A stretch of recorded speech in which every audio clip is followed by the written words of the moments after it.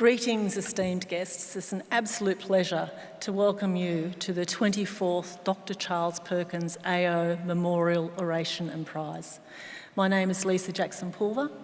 I serve here at the University as the Deputy Vice-Chancellor, Indigenous Strategies and Services. My co-host for the evening, I'm very pleased to say, is Professor Teela Reid. Teela is a Senior Solicitor in Aboriginal Land Rights and the inaugural First Nations Lawyer in Residence here at the Sydney Law School. Teela, thank you so much for joining us tonight.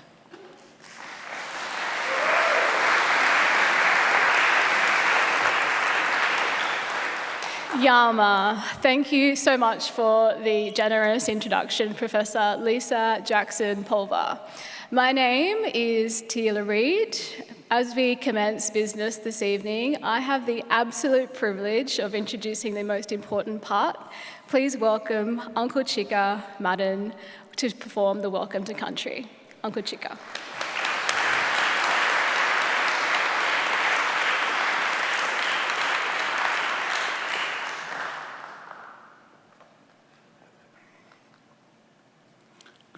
Thank you.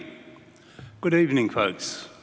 My name is Charles Madden, but known around the inner city of Sydney as Chika. Now, that's a nickname that I got many, many years ago going to Redfern Public School, which is now NCIE, the National Centre of Indigenous Excellence. Folks, I'm from Gadigal land, Aboriginal land. That's the land we're on at the moment. For many, many years, I've lived and worked around the city of Sydney.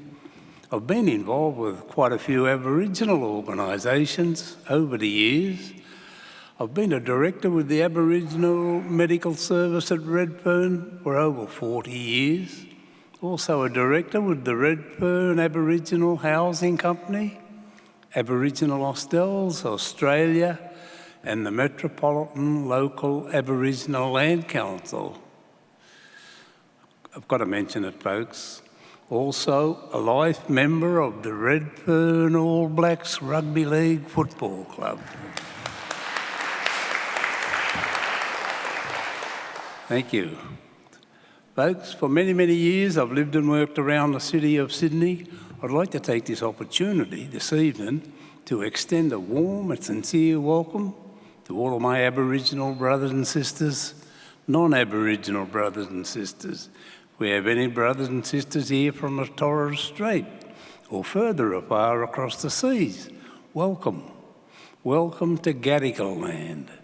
The Gadigal clan is one of 29 that makes up the Eora Nation. The Eora Nation is bordered by 3 distinctive landmarks. We have the Hawkesbury River to the north, Nepean to the west, and the Georges River to the south. Those 3 rivers form the boundaries of the Eora Nation.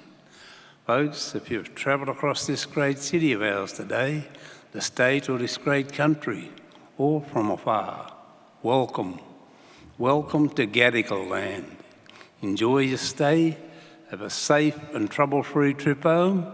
Once again, welcome, welcome, welcome. Enjoy the evening, folks. Thank you.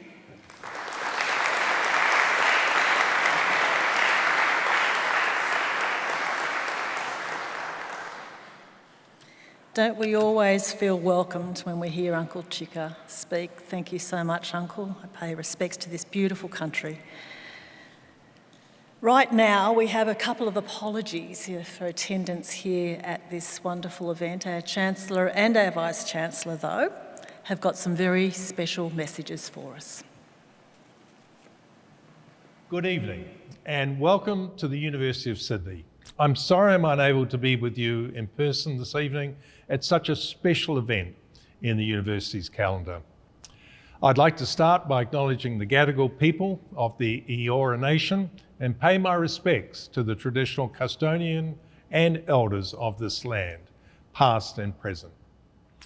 The Dr. Charles Perkins AO Memorial Oration and Prize is one of the university's most significant events. It's a time for us to reflect on the enduring legacy of Dr. Perkins, the first Indigenous Australian to graduate from the University of Sydney, and a trailblazer in the fight for Indigenous rights. This year's orator is an extraordinary individual whose work and achievements embody the spirit of this event. Mr. Joshua Creamer, the chair of the Queensland Truth-Telling and Healing Inquiry. Joshua is a proud Wanyee and Kalkadoon man and a distinguished barrister who continues to make substantial contributions to the legal and truth-telling landscape of our nation. His work, particularly in advancing Indigenous rights and social justice, is transformational and has had and will continue to have a profound impact on the lives of many. Joshua serves as the chair of the Truth-Telling and Healing Inquiry in Queensland, a vital initiative focused on uncovering the truth about the historical injustices faced by Indigenous communities. Through his role, he is leading efforts to ensure that the voices of those who have endured systemic discrimination and abuse are heard, and that their experiences are acknowledged and addressed. His leadership is a testament to the deep commitment to justice, reconciliation, and healing for Indigenous Australians. The importance of hearing Joshua speak tonight cannot be overstated. We live in a time when conversations about truth-telling, reconciliation, and equity are more crucial than ever. Joshua's insights offer us a unique opportunity to reflect on both the progress we have made and, very importantly, the challenges that still lie ahead. Joshua's oration is a powerful reminder of the responsibility we all share in shaping a future where everyone can thrive. His words will challenge us, inspire us, and I hope motivate us to take meaningful action in the pursuit of a more just and inclusive society. For the University of Sydney, this oration is a cornerstone of our commitment to reconciliation and the celebration of Indigenous knowledge and culture. It is a moment for us to come together as a community to listen, to learn, and to reaffirm our dedication to the values that Dr. Perkins championed, values that continue to guide us to this day. I'm looking forward to watching the recording of the event. Thank you and wishing you a wonderful evening. Good evening and welcome to this year's Dr. Charles Perkins Memorial Prize and Oration. I'd like to acknowledge the Gadigal people of the Eora Nation and pay my respects to the traditional custodians of this land, as well as all the lands on which the university sits. We're honoured to have Joshua Creamer deliver this year's oration. Mr. Creamer's work has had a profound impact on the legal landscape in Australia, particularly through his involvement in landmark cases such as Wooden versus the State of Queensland, commonly known as the Palm Island case, and Pearson versus the State of Queensland, also known as the Stolen Wages case. The latter is recognised as Australia's largest human rights case, underscoring Joshua's commitment to justice and equity. Joshua is also chair of the Truth-Telling and Healing Inquiry in Queensland and a current member of the Griffith University Council after being appointed in 2020. Joshua's expertise has not gone unnoticed as he is constantly ranked by Chambers and Partners Asia Pacific Guide and Doyle's Guide for his exceptional work in the native title jurisdiction. In 2017, he was honoured as the National Indigenous Legal Professional of the Year, and in 2016, he was acknowledged by Chambers and Partners Asia Pacific as one of Australia's outstanding young lawyers. These awards, along with his appointment to the board of Legal Aid Queensland, reflect his dedication to advancing the rights of Indigenous Australians and his deep commitment to social justice. I'd also like to take a moment to recognise the recipients of the Dr. Charles Perkins AO Memorial Prize. Congratulations to Aitan Harris, Nicholas Astle, Malia Garay and Ray Anderson. Well done on earning this significant achievement. I wish you the very best in all your future endeavours. Your achievements inspire us. This prestigious award is given to students who exemplify academic excellence and embody the spirit of Dr. Perkins' legacy. These outstanding students are the future leaders of our nation, and their achievements are a testament to the power of education in driving social change. I'm confident tonight's event will be both inspiring and thought-provoking. I extend my deepest gratitude to Mr. Creamer for his participation and to all of you for your continued commitment to justice and equality. Thank you. Each year, as the Vice-Chancellor mentioned, we have the honour of awarding the Charles Perkins Memorial Prize. This prize recognises the academic achievement amongst our Aboriginal and Torres Strait Islander students. This year, we have got 4 recipients, 3 of whom are with us this evening, and I can see them smiling up there, down on the front page. So let's have a look at who we've got here. Aitan Harris, come on up. You are from the Faculty of Arts and Social Sciences.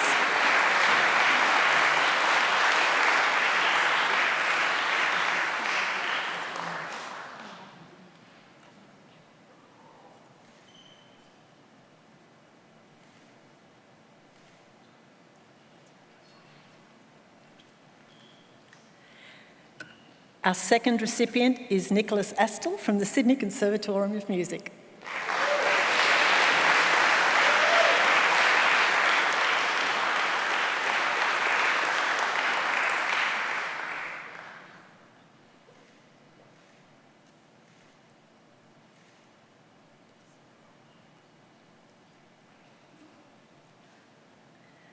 Our third recipient is Malia Garay from the Faculty of Arts and Social Sciences.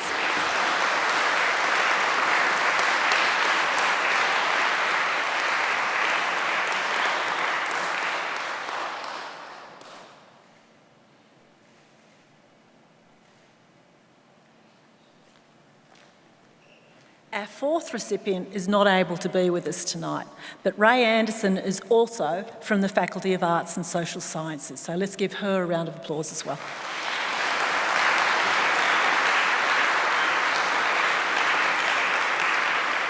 We commend all of our award winners for their dedication, their hard work and their unwavering commitment to excellence in their studies. Please join me in a further round of applause to celebrate these outstanding students.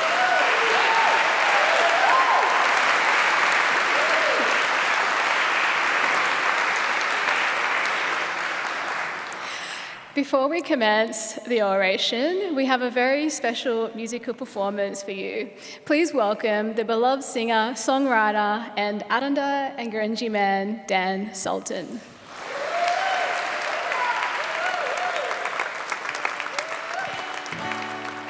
Well, there's a note on my door. We don't want you around. And I felt the fear the first time that I found out, and I was just a boy. And I carry the weight.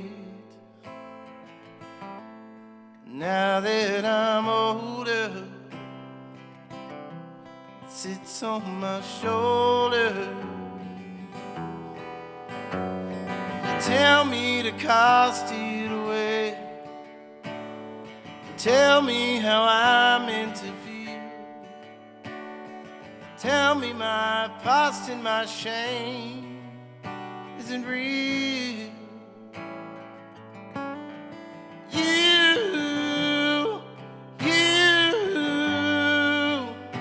You're entitled to think what you like is true.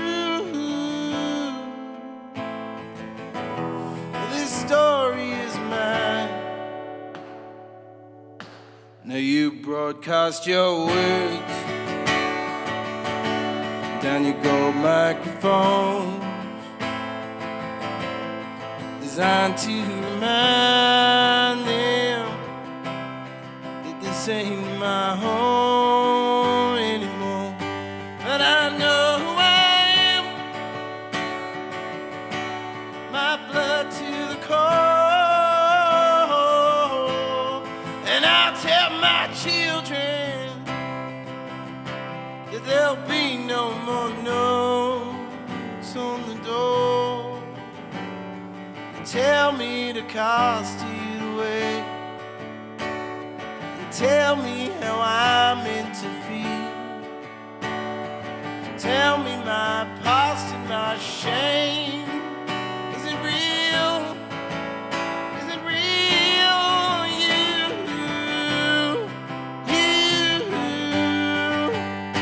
You're entitled to think what you like is true.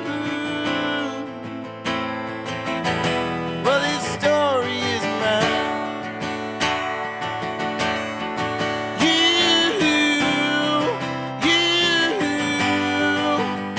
You're entitled to think what you like is true. Well, this story is mine. It's true. This story is mine. It's true. True. This story is mine.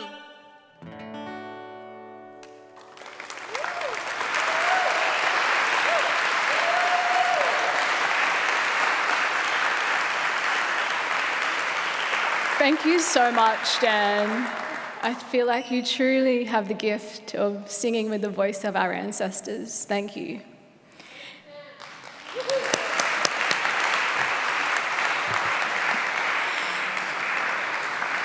This year's oration will be given by Joshua Kramer, a barrister who has worked tirelessly throughout his career on some of the most historic Indigenous cases. He's currently the chair of the Truth-Telling and Healing Inquiry in Queensland. It is now with my greatest pleasure that I introduce to you Wani and Kalkadu man, Joshua Kramer.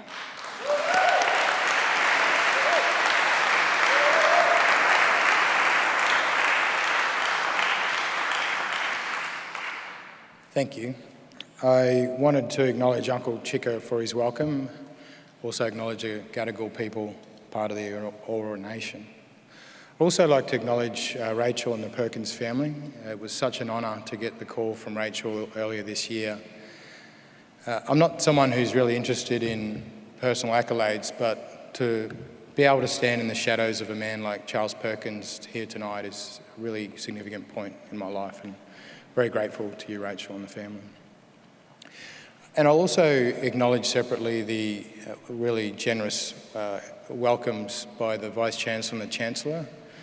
I do just want to say that in all those cases, I'm part of a very big legal team. I'm a small part of a very big legal team, and some of those here from the most important cases, Chris Ronalds and I worked together on the Palm Island case, and we've got Julia here tonight from the Truth-Telling Inquiry, and Paris and I worked on the stolen generation cases and stolen wages cases together. So it's nice to get the accolades, but there's a big team that sits behind you on those cases. My name is Joshua Kramer, and like Charles Perkins, much of my work has been concerned with social justice and the recognition of rights of our First Peoples. I don't for a moment, though, profess to measure up to his achievements. None could, and nor should we try to. The man stands as a giant of our history. As you've heard, I am Wanya in Kalkadoon, and that is through my mother, Sandra Kramer, near Leon. Sandra is the youngest of 12 children of Moody Leon and Gladys Alston. Gladys passed away when my mother was only a few months old. Gladys was the daughter of Kalkadoon man Jack Alston and East Arundel woman Alice Campbell, also known as Alice Thompson. Surnames were often changed to suit the pastoral property owners in the early days, and we think this is why Alice has two surnames. Alice was born in Santa Teresa on East Arundel country in the Northern Territory. Gladys was also born in the Territory along the Rankin River. Jack Alston was the daughter of Sophie, a Kalkadoon woman, and Norman Stewart. He was known to be a clever man among the Kalkadoon. On my Wanyi side, my great-grandfather Samar Bao was a Chinese man who, like many of his time, came for the lure of gold and other riches. He found riches in the form of a Wanyi woman named Opal. and together they had a plot of land in a place called Louis Creek near Lawn Hill in the Gulf of Carpentaria, where Opal acted as midwife to many of the other Aboriginal women. Their daughter Loma Arbau married a Chinese man, Sam Leon, also known as Sam R. Saul. Sam and Loma settled in Kemmerwell on the Northern Territory border. My grandparents Gladys and Moody moved to Mount Isa in 1948, and ever since, it's a place that my family call home. This introduction of myself and my connection to Kalkadoon, Wanyi and East Aranda country is something I know, had I been speaking with Charles today, a Kalkadoon and Aranda man, we would have had the same discussion. As we would have tried to find a way to make our kinship systems meet. Like a lock on a vault, we would have turned the dial left and right until we could unlock those important connections to understand how it is we are related to each other. Are we friend, family, kin? Are we something more? It is the same conversation I've had many hundreds of times across Australia where we as Aboriginal people still understand the importance of connection both to each other and to country.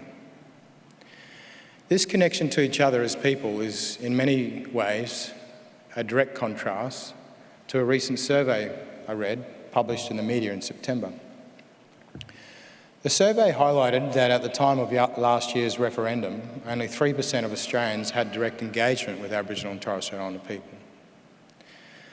That data, while not surprising, at least to me, who for 2 decades now has realised that in the many circles I roam, I'm often the only Aboriginal person in the room. The survey, though, did give me cause to reflect. While few might know us, many hold views. And those views are often strongly held. And in some circles, the views are quite negative. To answer the question of why so many hold views without a direct relationship with us, we must turn to our history to understand our truth. An example of that history actually sits on a book in my desk at the moment. It's called the Australian Handbook and Shippers and Importers Directory from 1894. It's a type of almanac for those travelling to or doing trade with Australia at that time. In it, we are described as follows. The Aboriginal inhabitants of Australia belong to the Ethiopic, which is the lowest family on the human race. They are ranked by ethnologists in the Papuan or Austral Negro scale, but forming a special type and are believed to be some remnant of an ancient and peculiar race. Their religious and intellectual condition is apparently of the lowest kind.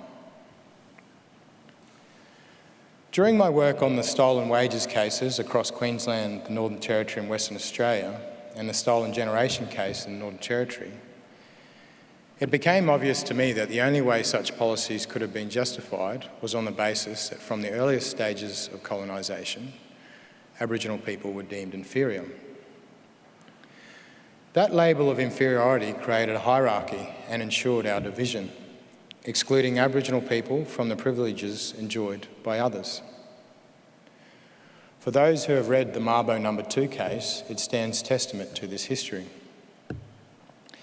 In that case, the High Court noted, as the Indigenous inhabitants of a settled colony were regarded as low in the scale of social organisation, they and their occupancy of colonial land were ignored. The state of Australian Aborigines was thought barbarous and so entirely destitute of the rudest forms of civil polity that their claims, whether as sovereigns or proprietors of the soil, had been utterly disregarded. While the descriptions of Aboriginal and Torres Strait Islander people as barbarians and savages might sound perverse, it is important to appreciate that this concept underpinned our laws in relation to land in Australia until the 1990s. It was only when the Mabo decision overturned the doctrine of terra nullius in 1993 was the myth finally busted. Like all of Australia, Queensland has a remarkable history. Through my work, I've grown a great love of Australia's history and an even greater love for the people who've lived it. Whilst the 1788 landing of Arthur Phillip had no immediate effect in Queensland, It wasn't until decades later that we start to see the practical consequences were felt to the Aboriginal and Torres Strait Islander communities. The colony of Queensland was established in 1859, and you might have seen over the weekend President Biden apologised for the United States' role in the running of abusive Native American boarding schools for more than 150 years. We had them here. In 1865, Queensland passed the Industrial and Reformatory Schools Act. That act became a precursor for the dormitory system in Queensland. Aboriginal children weren't the only ones caught by the legislation. However, under Section 6 of that Act, Aboriginal children were automatically deemed neglected and removed to an industrial reformatory school for no less than 1 year, no more than 7.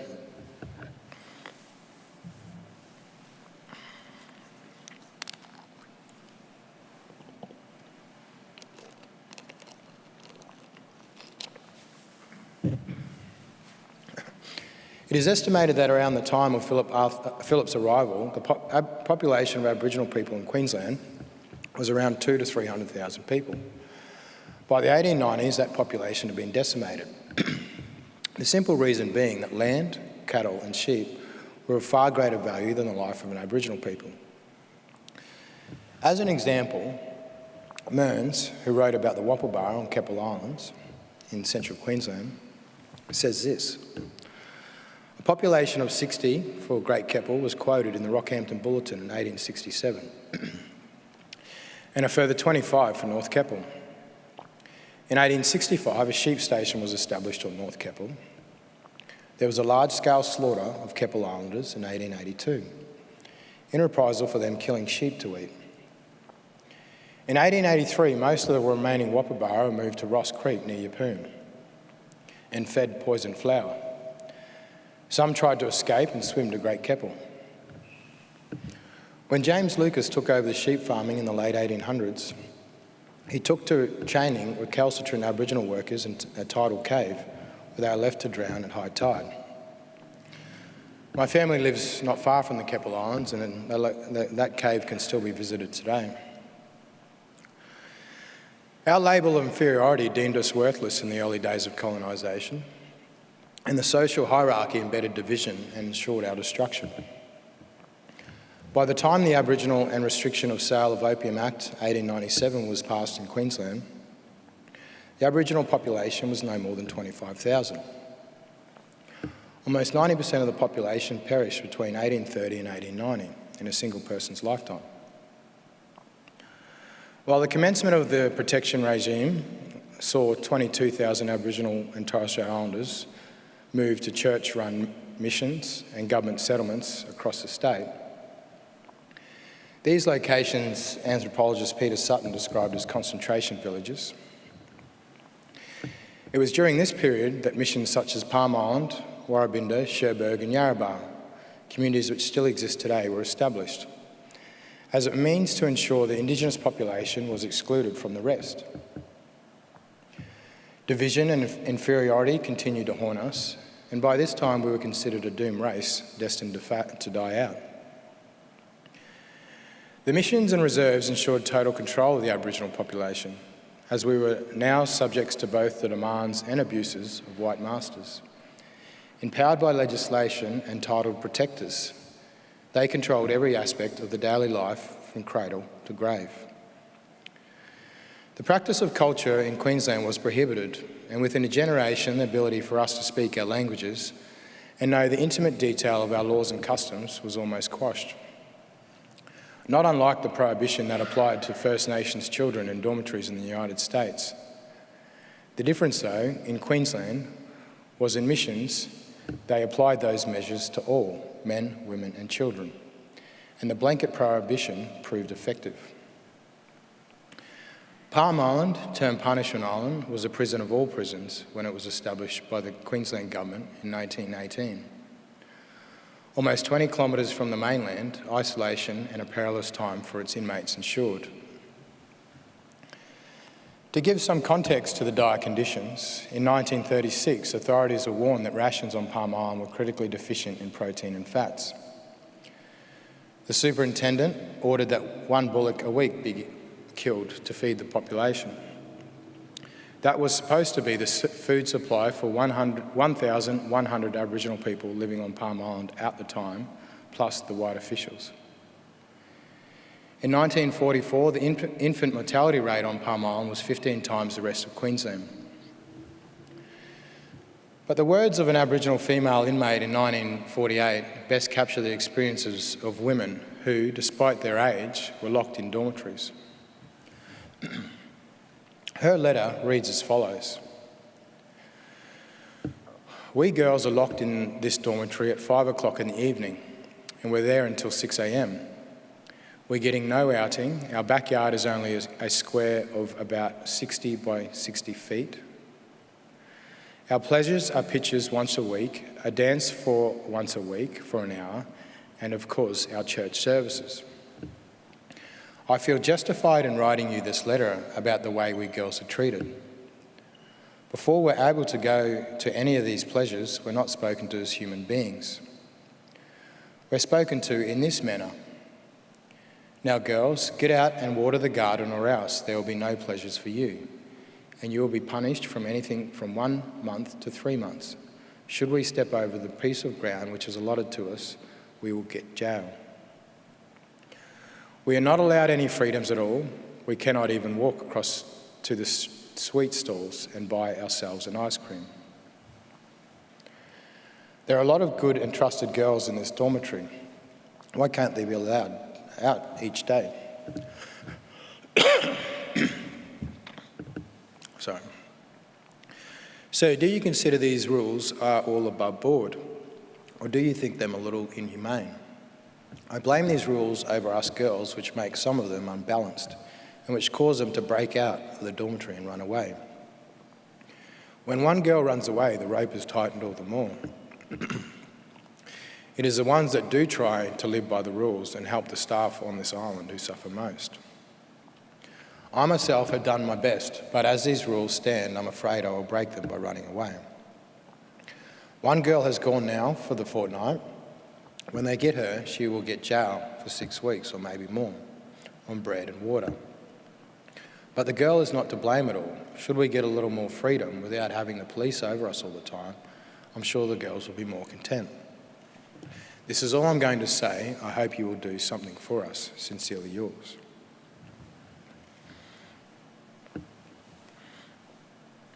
While the Protection Era legislation did not achieve its purpose of excluding us to far-off locations while the population died out, it did, however, maintain our label of inferiority, entrenching our social and economic disadvantage for decades to come.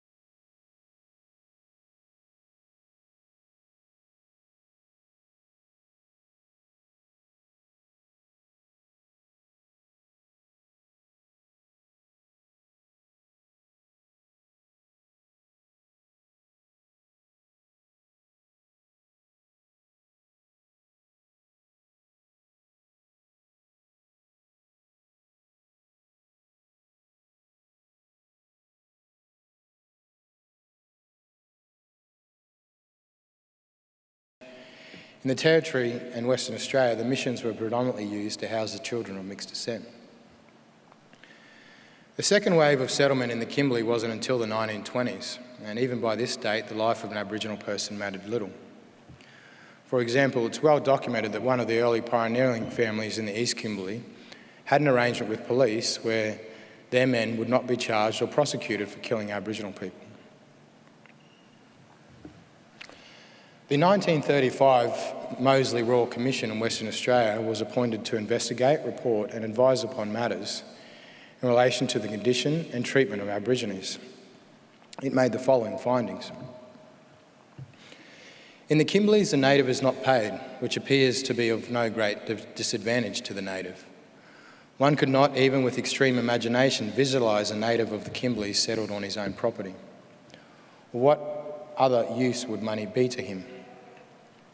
It's a pity that all cannot be continually employed. The native is naturally lazy, and it is wrong that he should be fed without giving something in return.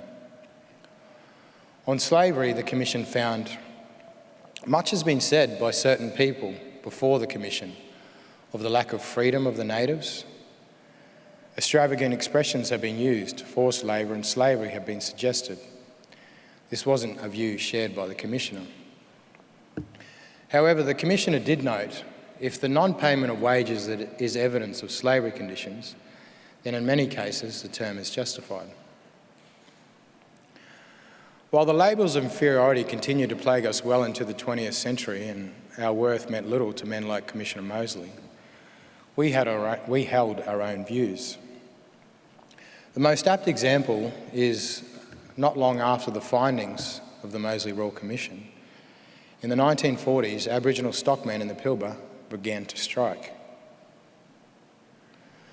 Perspectives are important in history, and the documentary record is not always truth. Moseley's perceptions were not held by the Aboriginal men themselves. However, despite their protests, Aboriginal life continued to matter little in the social hierarchy. Mulla was a government-run station established in Western Australia in 1910. In 1929, Chief Protector A.O. Neville wrote that people did not get any food unless they had first performed some useful service. A documented event in Mulla, both brutal and striking in its detail, highlights the little value placed on Aboriginal life by many of the government officials of the time. In 1943, a number of white employees tortured Aboriginal men over the course of a week at the government-run station. Several Aboriginal men were tied to a post and flogged with the stock whip, which was a common form of punishment in the Kimberley at the time. Shocks were given to their genitals from 6 car batteries rigged up, wires connected to batteries to a small wooden box, and insulation wires connected the box to a short metal rod which was used to electrocute the men who were tied to the post. One single period of torture lasted 36 hours. The Commissioner of Native Affairs did eventually launch an investigation into the conduct, and a recommendation was made as follows: that if the accused were dispensed with, every half-caste and native of Mulla would be aware of the reason for their dismissal and take advantage of it. The men who inflicted the torture were deemed to be impossible to replace and maintain their positions at the station. It is important to note, though, that our allies have never been silent to our treatment.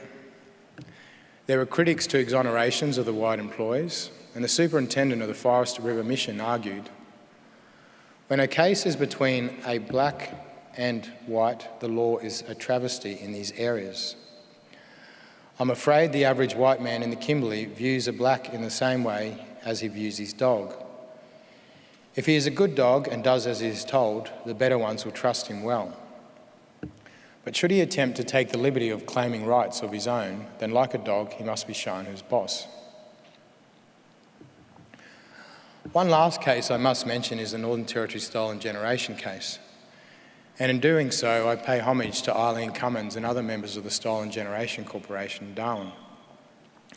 It was their tenacity that convinced the team to commence a class action, which ultimately had an effect on the apology from Prime Minister Scott Morrison and later a reparation scheme in the amount of $380 million. The removal of Aboriginal children across the country was common, but in the Northern Territory the practice was particularly stark.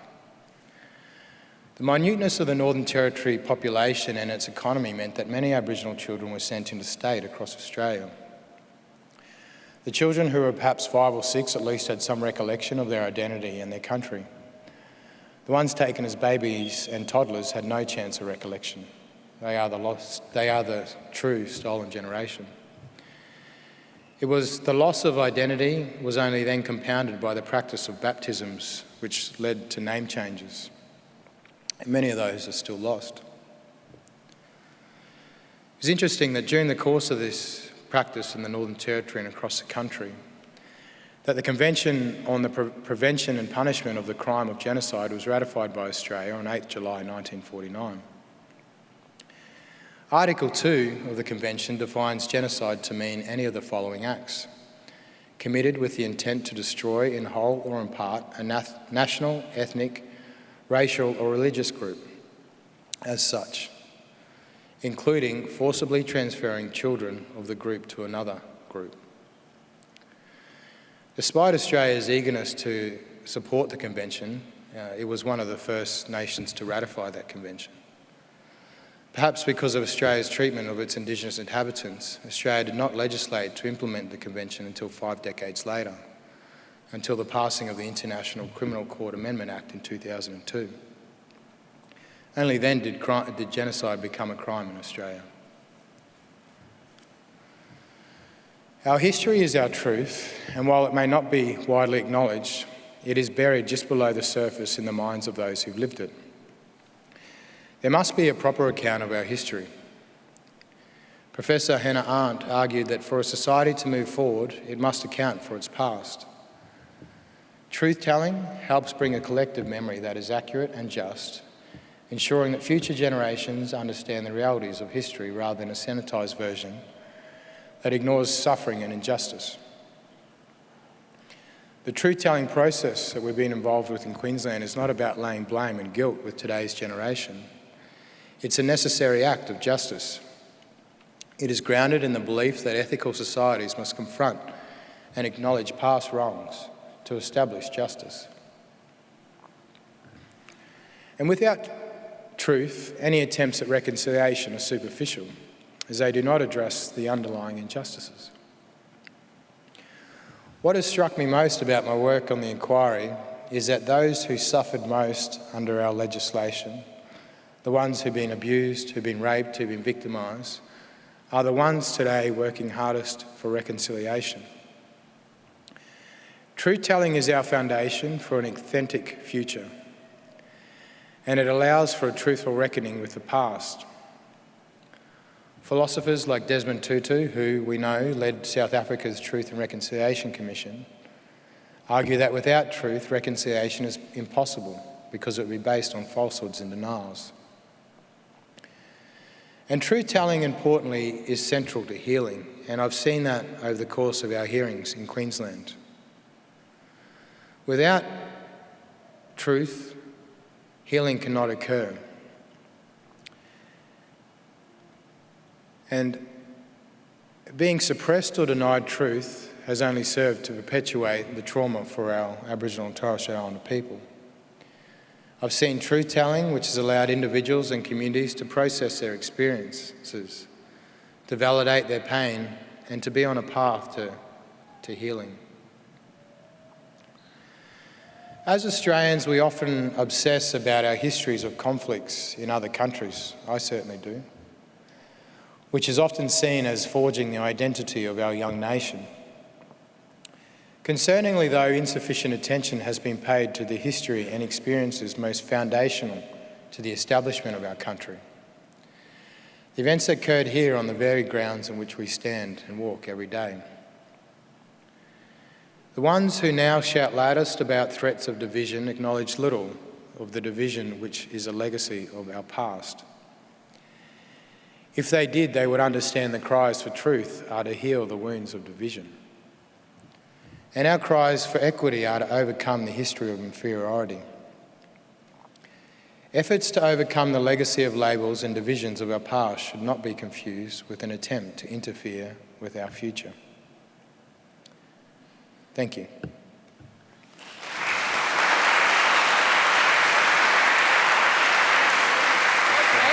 That was really inspiring. Thank you.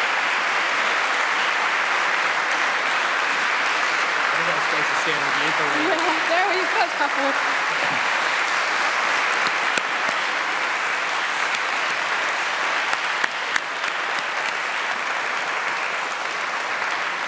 It was amazing. Thank you. Thank you so much, Joshua. That was extremely inspiring, and I'm so grateful you got to walk us through some really important parts of a very intricate history and highlighting the importance of truth and truth-telling to our nation's healing. But in addition to that, I also think that your work speaks profoundly as well to the importance of truth-telling and engaging our people in economic prosperity in such cases as stolen generations matters and stolen wages. To bring tonight's oration to a close, we'd like to extend our heartfelt thanks to Joshua for his powerful words and insights. This gift that Lisa has is a token of our appreciation for your contributions to this evening and your ongoing dedication to justice and truth-telling. Thank you. Please put your hands together for Josh.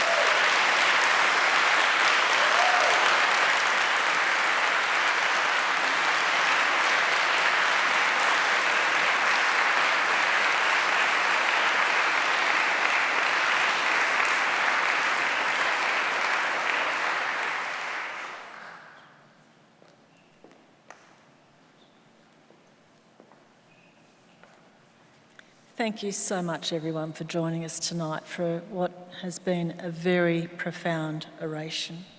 We know that this evening has been thought-inspiring, it's been thought-provoking, and I know that this is going to have a lot of conversations over dining room tables and classrooms and other spaces for a long time to come. Finally, we have something else in store for you, and to enjoy this moment together and to meditate upon what we've learnt tonight, we have the wonderful Paul Kelly, who will be singing his famous song, A Bastard Like Me, his very own tribute to the indomitable power and spirit of Dr. Charles Perkins.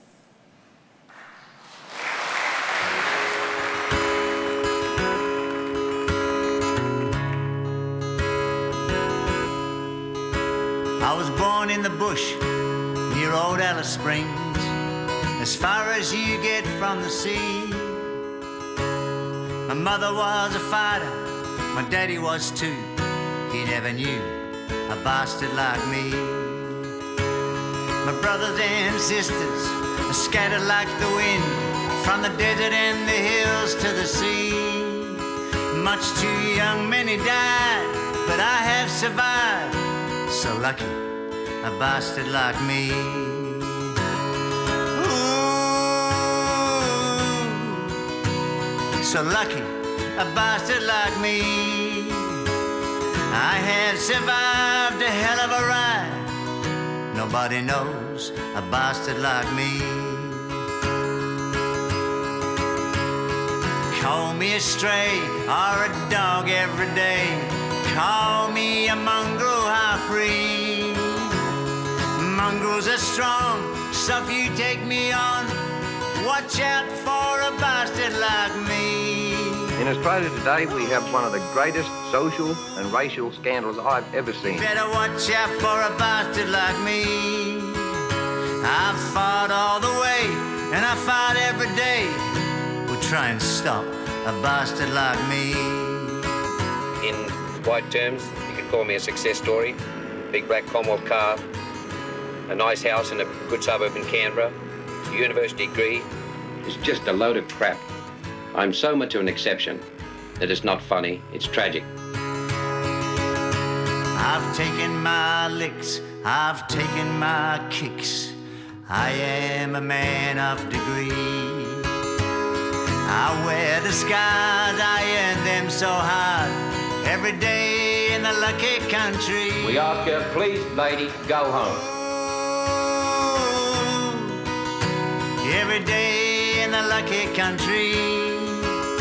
I've taken my licks and I've kicked against the pricks. I'll try and stop a bastard like me.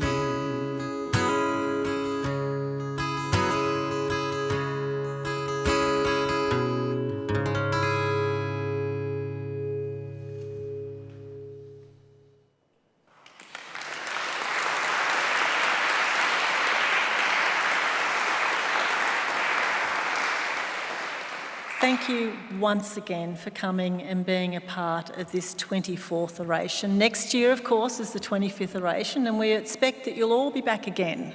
So please, have safe travels to your home. Enjoy the discussions that you have.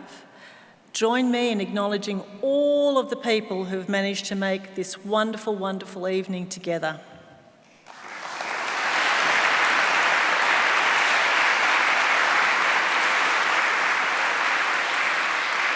And if you leave it for just a moment, there'll be some lovely flowers for you to take home as well. Good night, everybody. See you soon.